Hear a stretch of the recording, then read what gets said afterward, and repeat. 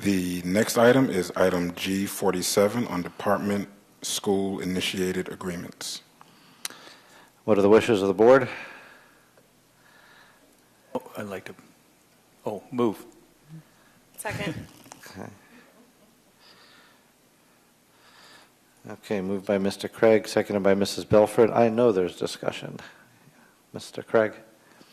And Ms. Addo brings up some good points. I actually was more, when I read it the first few times, I had to keep reading it because I'm like, the same question was occurring to me, like 1988. Are you kidding me? Like, how can the same things? I don't know of anything in a classroom that's been there since 1988, except for some of our great teachers. But and it led me to my actual question was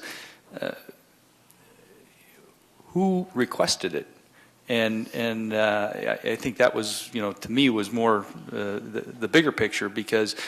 Well, it's great to have all these things on our agenda.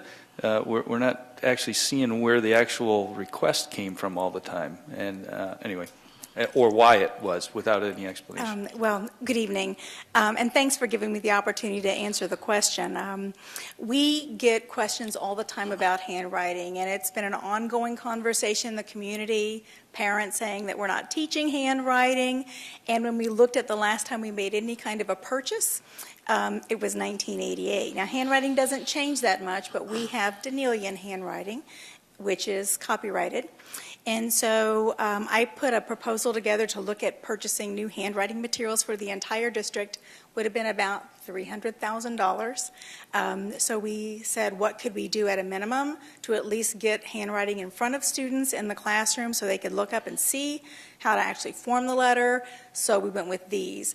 They don't print these all the time. It's a special printing they have to do for us to get these in the classrooms. But our teachers, the last time we purchased anything was 1988, so we thought maybe it's time to provide them with something to use handwriting. What's been happening, I believe, is teachers are going out and purchasing their own things rather than us providing them for them.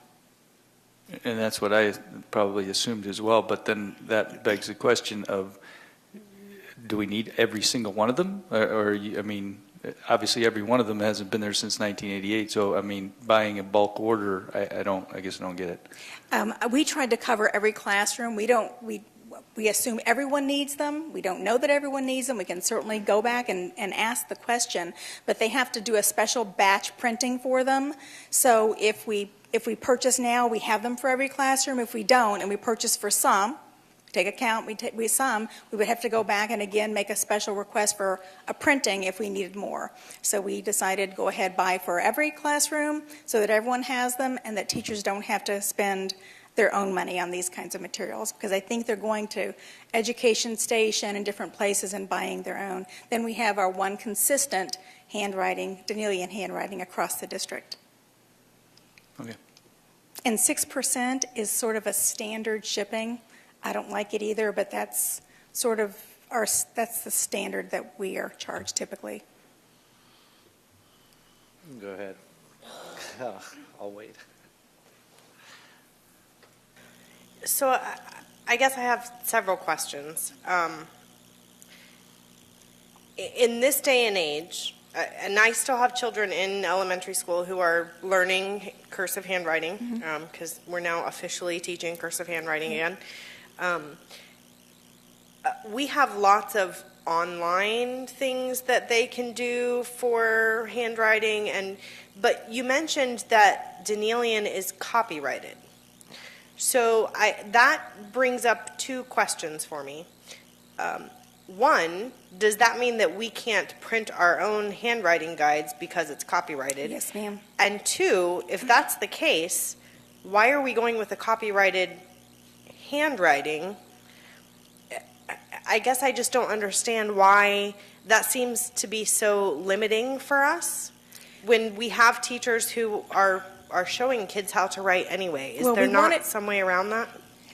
Well, we could go through a process where we go through an adoption, but what we want is some consistency. As students move between schools, you want to make sure that if they're learning to form an F for example, that the teachers are teaching it the same way. So if we allow everyone to go purchase whatever they want, you've got Zaner Bloser handwriting, you've got Danielian handwriting, lots of different types. So you want to make sure there's some consistency. What difference does it make if they write in whatever the first one was that you said, or whether they write in Danielian between schools? I guess is what I'm trying to get at. It only makes What's a the difference when they're significance? learning, and you don't want them. Students struggle a little bit with some of the handwriting formations, so you want to make sure we have a transient population in some of our communities. So as you're teaching, you want to make sure that there's some consistency across the district when you're doing that. Personally, I don't care whether they're all writing the same, but when you're teaching children, there needs to be some consistency. You don't want a student moving mid-year and they've learned one way, and then a teacher's trying to show them a different way when they move to a different school. Does that make sense? I mean, I don't care personally. I probably don't write Danielian myself, but when we're teaching students, we want to make sure there's consistency.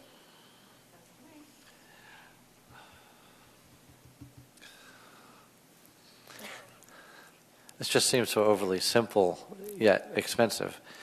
And it would have been about $300 if I would have brought the whole thing. So Let me, 300,000. I'm sorry. not being an educator, but so is Danielian a style of handwriting, which Yes, it it appears is. to be? And is the Danielian style copyrighted, or is the particular strip copyrighted and such that I can't take the strip to a copier and make a copy? I believe that it is copyrighted by Pearson. The strip, that I can't copy their strip and put copies of their strip over the blackboard. We can't do that. Can you write Danielian? Can you write your own, and then we'll copyright yours and make copies of it?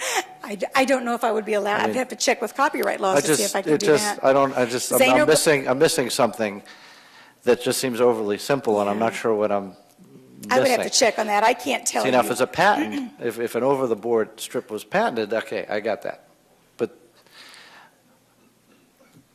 it just seems strange. What do you all think? I think we can defer this for a little more information and possibly save $33,000. Is it a hardship if you bring this back at the next? It's not a hardship to me. It's, we're just trying to provide something for teachers so that they don't go buying their own things. We can certainly go. What do you want to know about the copywriting? That's what I just need to know what the questions are. And then something else you told me interested me, that it's a special printing. Right. Are they no longer in the handwriting chart business, that they don't stock and sell these regularly, or? Yeah, so many folks have moved away from handwriting that they don't keep a lot of those materials in place. So when we called to look at all of the pieces, when we made the purchase for Danielian, and it was back in '88, I was still teaching then, we looked at replace because we wonder why folks aren't teaching handwriting, or at least people are saying they're not. So we thought, well, we've not provided them with materials for quite a few years. So we started looking at materials to say what do we need to buy. As I said, over $300,000 to buy it across the district. So we wanted to at least say, well, what if we gave them something so that at least students could see what the letters, how the letters are formed, and then teachers could teach from that.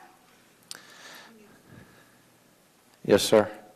Hey, what kind of impetus was behind wanting to make this purchase? We've had some principals ask, "Can you make purchases of this?" They can't order them. They can't order those strips, the things above the whiteboards themselves, because they don't print them all the time. They don't keep them in stock.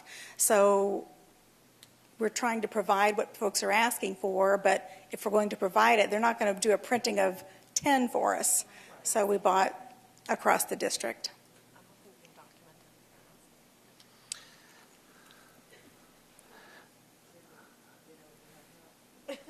I would, since we have a motion to approve, I would suggest somebody make a motion to postpone that item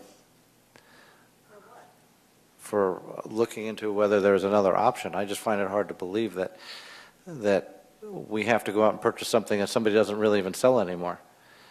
There must be another way to accomplish that. But then again, it's all up to you. Can we clarify what some of those questions are? I understand the impetus. I understand that schools have asked for it. I understand in the educational world that handwriting is quite a controversial topic. Handwriting of our students is currently atrocious. We haven't spent as much time on it in education because we all have our handy-dandy devices. But every now and again, like I myself, I'm quite embarrassed by my handwriting, so I try not to write anything in public. So I kind of appreciate our school-based principals and leaders asking for the resource and the effort to make sure the resource is consistent across the district. So if we're going to defer, I would just ask that staff and I understand what explicitly we're trying to bring back for approval next time. I just have an issue with this. We have a print shop, and I'm not clear as to why we must purchase this from them and ask them to please fire up your printing presses and print some more of these. We can't print from what we have. That is understand. copyrighted. What we get from Pearson and the Denillion is copyrighted. I understand that. Now, could someone write something and we could print it? Perhaps.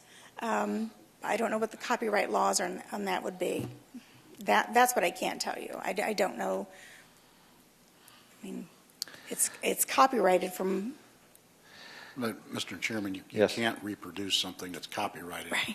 except for very limited circumstances. But we're going to ask all our students to reproduce it at their desk. But they're not reproducing the product. Yeah, it's the product. Yes, sir.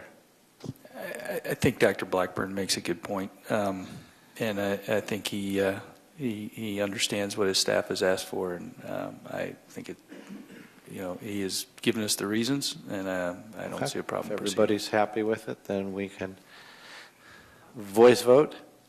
All those in favor say aye. Aye. Opposed? Okay. Thank you. Interesting conversation. You never know what you're going to hear about at a school board meeting.